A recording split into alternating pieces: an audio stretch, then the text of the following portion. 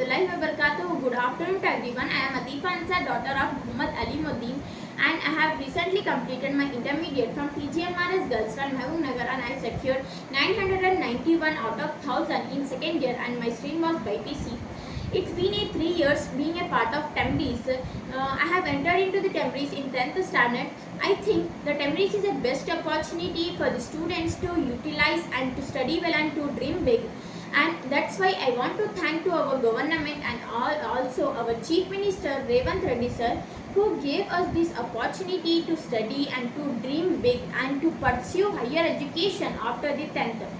Also, I want to thank to our secretary and the coordinator who provided best faculty to utilize this opportunity.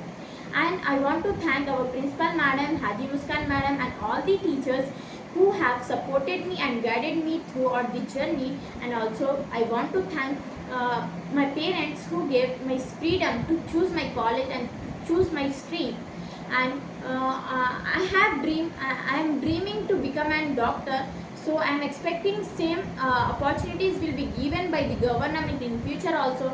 And I have a request to arrange a NEET and MSET coaching for the future learners, for the future students, because I think that competitive exams are the very important to achieve our dreams. So thank you so much.